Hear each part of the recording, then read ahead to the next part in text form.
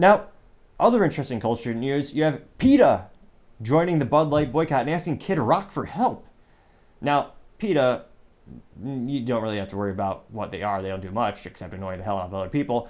They are apparently the activist group that shames people for eating meat, which has been the best source of protein since the dawn of time, and one of the healthiest things you can eat. But it's one of my favorite things of, they might be the perfect example of being insufferable. Whereas most people, if you don't want to eat meat, they're not going to shame you and say, why aren't you eating a hamburger? Or why are you eating a salad? However, the inverse is quite true. If someone's in PETA, or frankly, if you're a vegetarian, you'll never not hear them talk about it. And they'll never stop bullying you to acquiesce to their, what's a nice way of saying, perverted worldview or skewed worldview. It's ridiculous. But I digress. They're mainly known for being ridiculous animals' rights, even though they actually kill lots of animals and perform cruel acts themselves. But another topic for another time. Someone was saying, is this a false flag? What's going on here? I mean, PETA traditionally is more left, politically speaking, and fascinating enough, they want to join this boycott, apparently. Now, apparently, PETA actually sent a letter to Kid Rock asking him to take a stand against Budweiser for mutilating Clydesdale horses for their marketing tools, which apparently he's still serving Bud Light at his bar in Nashville, Tennessee, which is called the Big A. It's a nice way of saying derriere instead of rear. Honky Tonk and Rock and Roll Steakhouse.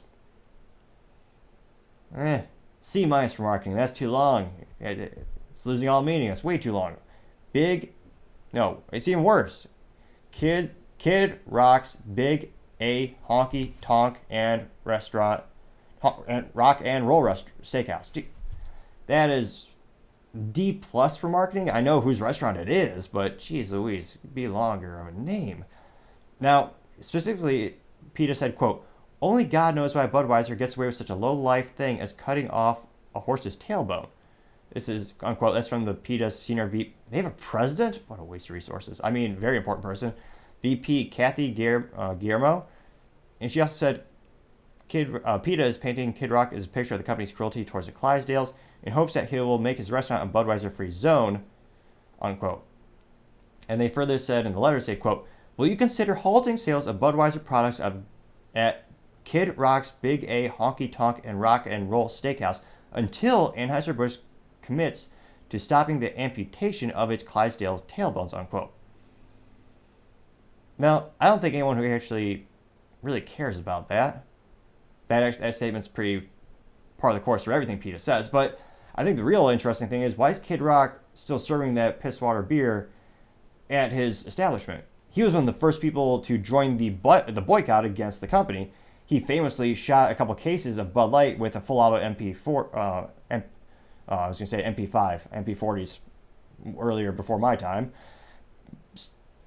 Still German engineering, but he was one of the ones who helped the viralness of the boycott really take off. He literally had a video where he said F Bud Light. That was kind of the crescendo of the video. He does an HK slap, and he shoots up all the beer. And it went viral, got millions of views. Everyone was talking about it, and that really sparked and added fuel to the boycott. But why is he still serving it at his restaurant? Is it because it's a licensing thing only, where he basically just gets paid a royalty for them using his name, which is something that certainly happens, especially with celebrities and endorsements? Or is he an active operator of the restaurant and still have the beer? I think that's the more interesting part of the story, is why is he still apparently selling Bud Light and Anheuser-Busch InBev products if he personally believes that he is against what their marketing department decided to do? And that's really bizarre.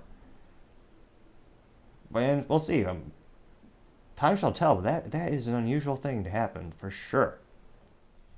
Thank you everyone for taking the time to tune in today. Also, we're trying to get to 3,000 subscribers by the end of this month, so if you click that subscribe button, would really appreciate it. Also, don't forget to like and comment. Those things greatly help the video get shared to more and more people.